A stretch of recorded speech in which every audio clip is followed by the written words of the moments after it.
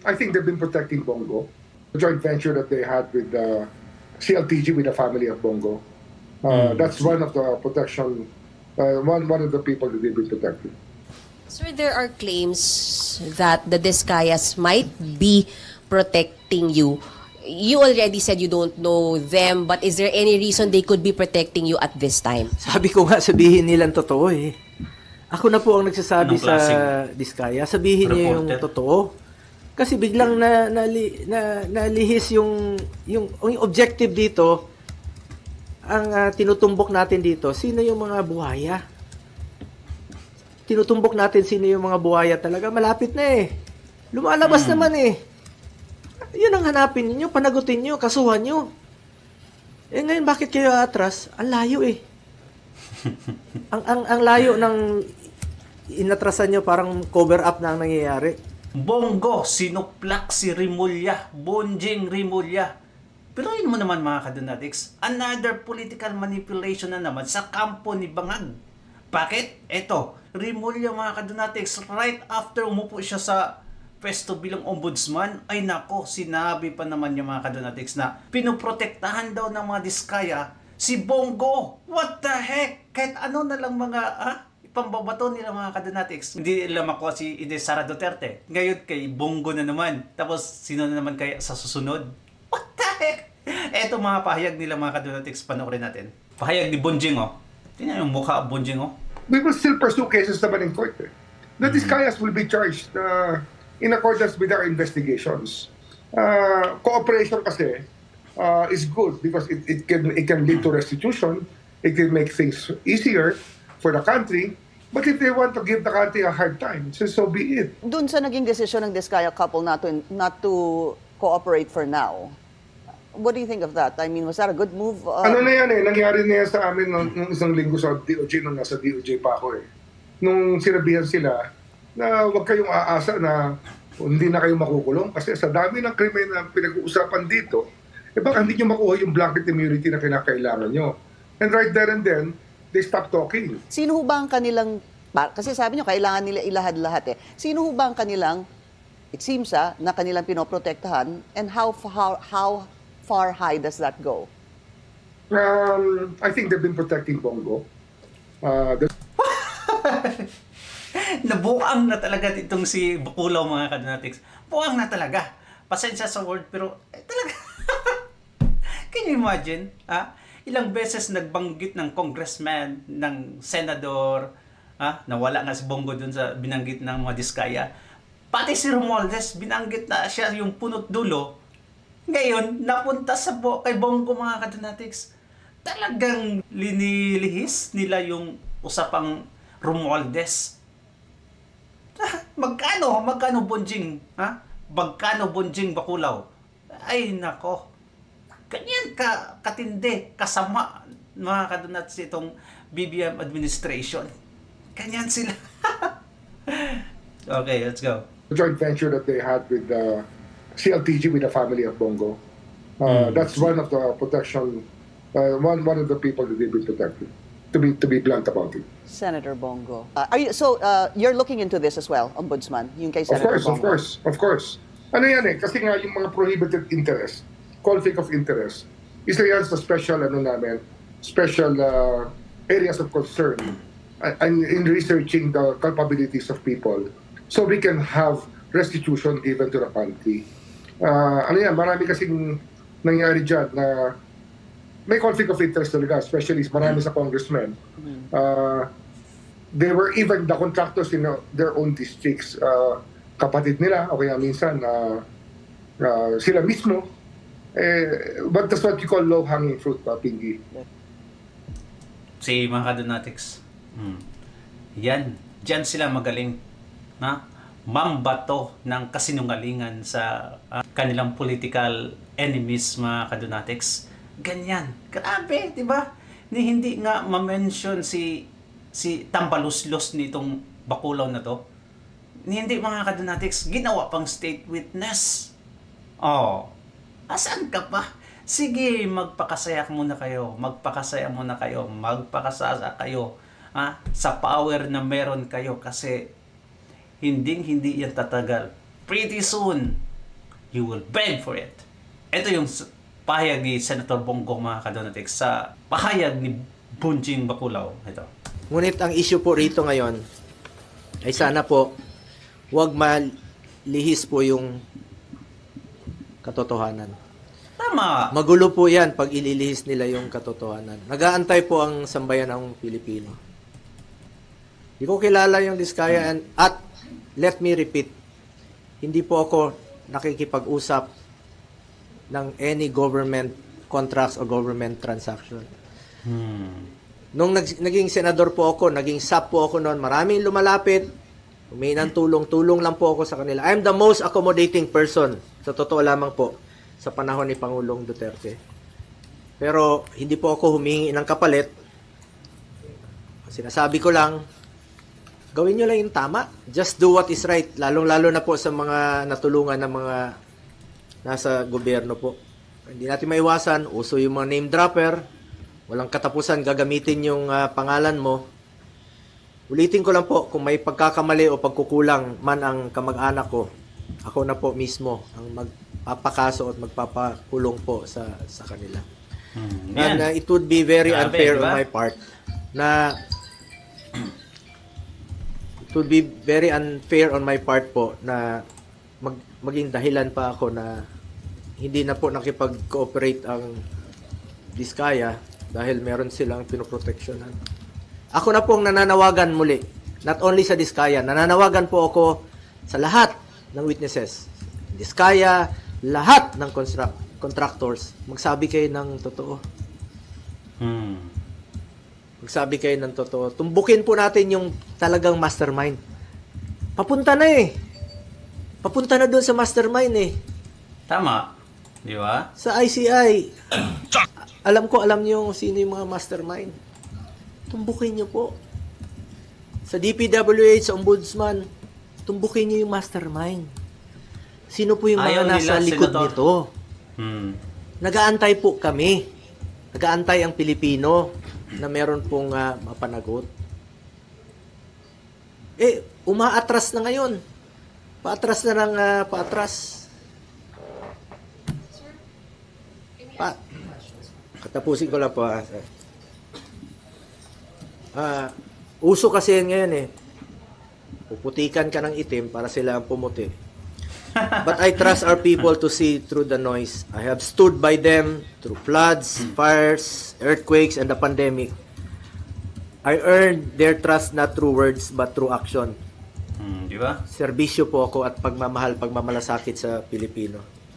At hindi ko po sasayangin yung tiwalang binigay niyo po sa akin. I will never walk away from them. Sa katotohanan lang po tayo, ang pakiusap ko lang po, sa katotohanan lang tayo. Lumabas po yung totoo muna. The truth lang po. Ilabas niyo po yung katotohanan. Yan po ang pakiusap ko sa ICI, Secretary Vince, at sa lahat po nag-iimbestiga.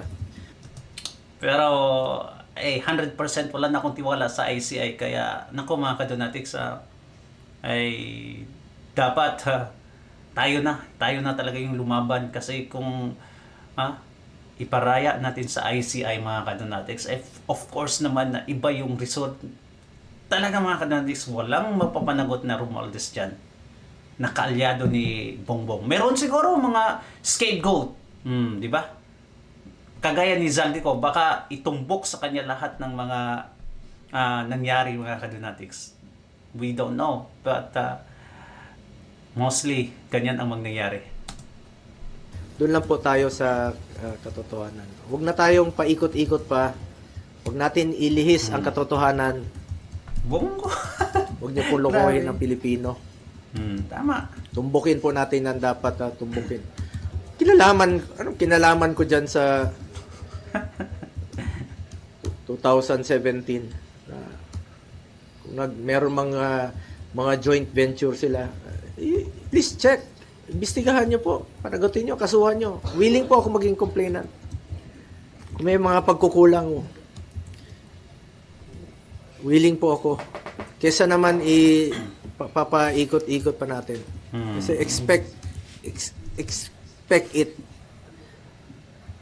na hindi lang po ito ang mangyayari. May mga gumagalaw na puwersa para iikot po yung katotohanan. Para hindi mapanagot. Nandun na eh. Klarong-klaro na dito. Nag-imbestiga na tayo dito sa Blue Ribbon Committee. Marami nang lumalabas. Ang dami-daming mga kongresista na sila mismo ang kontraktor. Sila mismo. Congressman talaga na kontraktor. Yung kontraktor talaga. Sila mismo. Kung layo ko dyan, ang kinalaman ko dyan. Tama, di ba? Pigilan mo ba magnegosyo yung mga tao, mga kamag-anak? Hindi natin mapigilan. Basta walang kalokohan. Ayaw ko po ng kalokohan. Ever since, ayaw ko po ng kalokohan. At nakikiusap lang po ako sa lahat, no, sa DPWH, sa Ombudsman, sana po'y maging fair. Tumbukin natin ang katotohanan. At sana naman po, wag naman po akong gawing dahilan na hindi mag-cooperate dahil merong tinatago at pinoproteksyonan. Ako na po ang nagsasabi. Ako po ang nagsasabi. Please lang, sabihin niyo po ang katotohanan. Katotohanan lamang po. Ilabas niyo po yung katotohanan. And let me repeat, hindi ko po kilala yung mga Diskaya. Balikan ko yung joint venture na trabaho nila. Tingnan nyo kung tapos na. Kung napakinabangan naman ng taong bayan. Kung napakinabangan, may COA po. Trabaho ng COA yan to check kung tapos na po at napapakinabangan. At meron bang problema. Kung may problema, kasuhan nyo po. Please. Ako na po nagsasabi, kasuhan nyo po.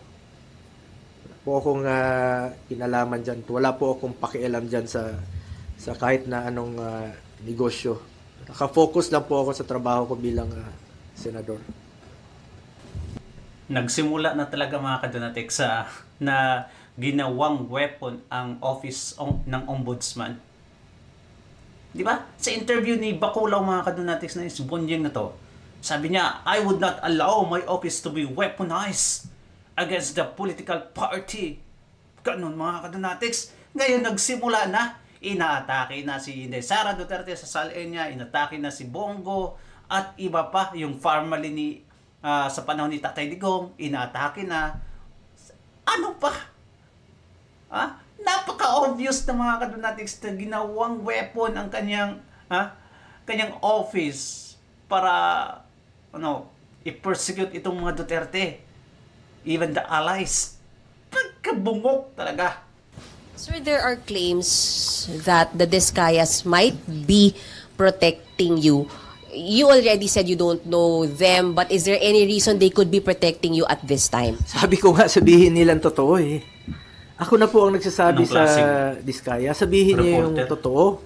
Kasi biglang nalihis yung objective dito, ang tinutumbok natin dito, sino yung mga buhaya? Tinutumbok natin sino yung mga buhaya talaga. Malapit na eh. Lumalabas naman eh. Yun ang hanapin niyo, panagutin niyo, kasuhan niyo. Ngayon bakit kayo atras? Ang layo eh. ang layo ng inatrasan niyo, parang cover up na ang nangyayari. Tama. Tumbukin ninyo yung mastermind. Ang issue dito yung flood control at yung mga ghost projects. Bakit aatras ka ngayon? Kaya ako nananawagan sa lahat ng mga witnesses, magsabi kayo ng totoo. Wala kayong dapat itago. At wala silang dapat proteksyonan sa akin dahil wala po akong kinalaman. Hindi ko naman sila kilala. Hindi naman po ako nag-i-involve sa any government transactions. Hindi po ako nakikialam dyan. Wala pong makakapagturo na may kinausap po ako, nakisali ako sa any government transactions. Senador po ako. Trabaho lang po ako dito, nagsiservisyo lang po ako sa taong bayan. At hindi ko nga sasayangin yung tiwalang binigay ko po. Hindi ko sasayangin tiwalang binigay nyo sa akin. Mas problema tayo ngayon, mas gugulo ang bayan pag ilihis nyo po ang katotohanan. Marami pong nag-aantay sa ngayon. malaman yung katotohanan at matumbok ang may kasalanan at may pananagutan dito sa mga ghost project, dito sa mga flood control projects po. But sir, would you be willing to cooperate with DPWH, Ombudsman, ICI with the Sabi investigation ko nga, po? willing pa akong maging complainant eh. I'm willing na maging complainant kung meron po may kasalanan dito. Sabi ko, kahit kamag-anak ko, I don't care. Kung may kasalanan sila, kasuhan sila, ako pa maging complainant. Pag may pagkukulang sila, substandard, pagkukulang, panagutin sila. So, wag lang pong paatras yung investigasyon. Since ito kaya nagpapaliver po pala yung anino.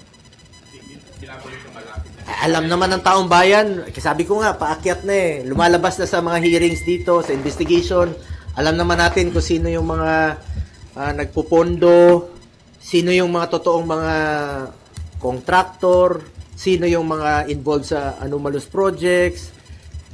Eh, lumalabas na yung katotohanan eh. Paakyat na paakyat eh. Habang paakyat, inililihis po sa katotohanan, umaatras, binabalik sa administrasyon ni former President Duterte na wala naman pong basihan.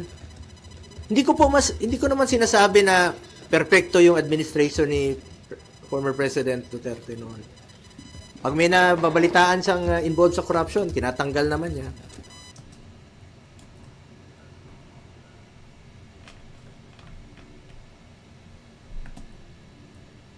Hindi ko sinasabing perpekto. Ngunit ito ngayon, nandito yung malala eh. 22 to 25. Nandito yung malala. Di ba? Hindi naman puputok yan kung hindi malala eh. Sa tingin niyo, target po kayo? You're being targeted. Sigurado. Kasi sabi ko nga, unti-unti na kaming ni-eliminate. Pag-identified with the past President Duterte. Ni-eliminate. Taong bayan na pong humusga. Alam nyo naman kung sino yung nagtatrabaho. Alam nyo naman kung sino yung nagsiservisyo lang ng tama. At alam nyo po kung sino yung talagang totoong nagmamalasakit at nagmamahal sa Pilipino. So sir, para po sa inyo, yung announcement po ng investigation dun sa CLTG ay panglilinis lang? Yes. Bakit? Ang layo eh. Binuksan ko na yan dito. Ako na nga mismo eh. Tinanong ko na nga sila. Di ba tinanong ko na sa hearing? First hearing po ng Blue Ribbon Committee, isa yan sa aking unang tinanong. Naging transparent po ako. Una kong tinanong yan. Sabi ko, sa inyo, meron kayong joint venture? Yes. Tapos na? Yes. Napakinabangan? Yes. After 2 months, babalikan mo, tas sasabihin mo na hindi na nag-cooperate, pinoprotect siya. Open nga yun. Andyan bukas po yun sa hearing sa Senado. Sabi ko, willing po ako to cooperate. Willing po tayo malaman ang katotohanan. And willing po ako na ako pa maging complainant dito kung kakailanganin. Kahit kamag-anak ko, kasuhan nyo kung meron silang kasalanan at may pagkukulang yung kanilang mga trabaho. Let me repeat, wala pa ako sa mundong ito, hindi pa ako pinapanganak, may mga negosyo na po ang pamilya ko.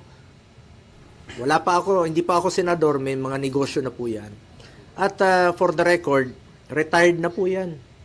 2019, may facts dyan, may katotohanan dyan. Retired na po yan, 2022, 2019, hindi na po sila involved. Ngayon ko nga lang na-discover recently, nung nabuksan po yan dito sa hearing, kaya ako na po mismo nag-research. Importante, hindi siya anomalous.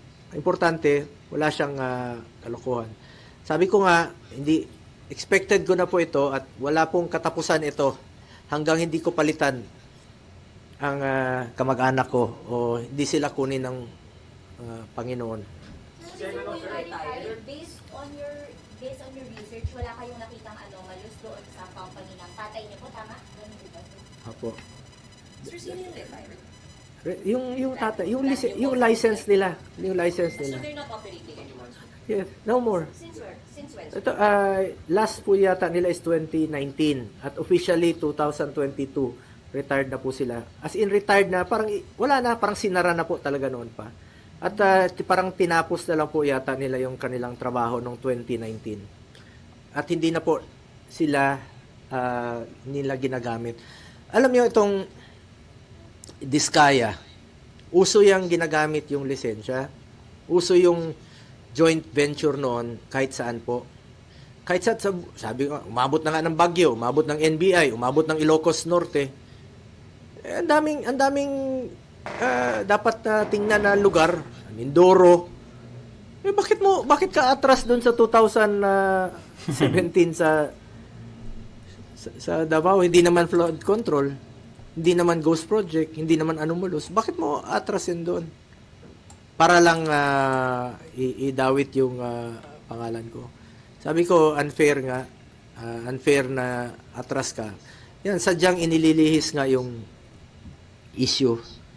Sana po, fair lang po. Ako, nirespeto ko po ang ating ombudsman, nirespeto ko po ang DIA. Huwag nyo na pong respetuhin itong ombudsman. Please lang, Senador Bongo. Kasi, hindi kayo nire-respeto, hindi ka nire-respeto si Tatay Digong, ex-president, kayo pa. Huwag nyo na pong irespeto, please lang. Kasi wala na kaming respeto sa kanila.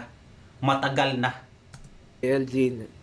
ng DPWH, nirerespeto ko po ang ombudsman, nirerespeto ko po ang ICI sa kanilang mandato at willing tayo to cooperate. Basta tumbukin po yung katotohanan. The truth lang po. Doon lang tayo sa katotohanan at hindi tayo magkakamali. Sa totoo lang po tayo. Yung joint venture between CLTG and St. Gerard, sabi sir, they were able to bag contracts sa Davao, hundreds of millions. Did you know about it? Were there favors given para makakuha ng contract sa Davao? Sabi ko, ulitin ko, since 2001, Mayor pa si Mayor Duterte, hindi po ako nag-influenza, never po ako nag-influence, never ko po ginagamit ang aking posisyon.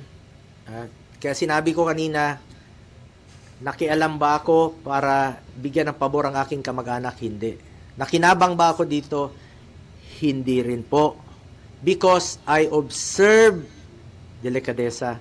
At yan po ang aking puhunan hanggang ngayon. Delikadesa. Hindi lang po sa mga government projects, issues.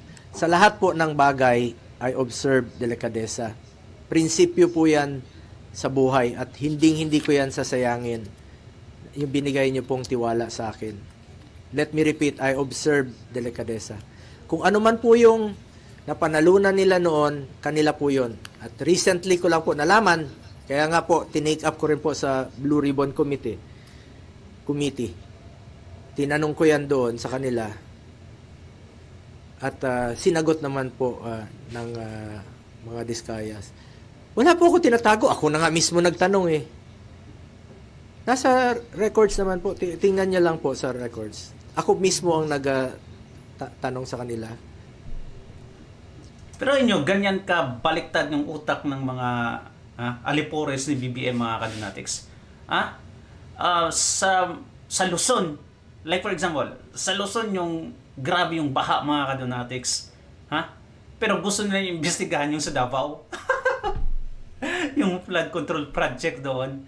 Can you imagine? And then, ito, 2022 to 2025 yung napaka-corrupt na budget, mga kadonatics. Pero gusto nilang imbestigahan yung sa panahon ni Tatay Digong. Paliktad nga. Ay, talaga mga kadonatics, our country will be dragged with them. Kaya nga, anong nangyari sa atin? Instead na move forward, move backward tayo. Nag-backward talaga tayo, mga kadonatics. Sino yung tingin mo nag-ilihis ng issue para mapunta sa inyo? Kaklaro na si Remulla. Alam naman natin pag kasi meron nang natutumbok eh. Meron na pong natutumbok na mga tao sa taas, yung mga involved talaga rito.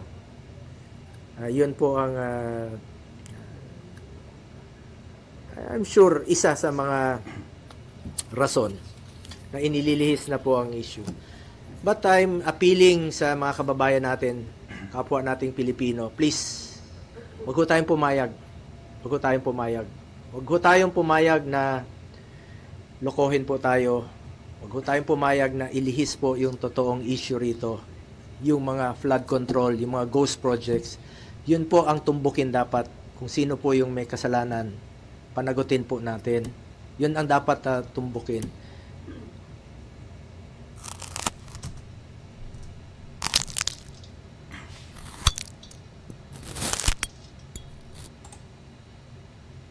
Ulitin ko,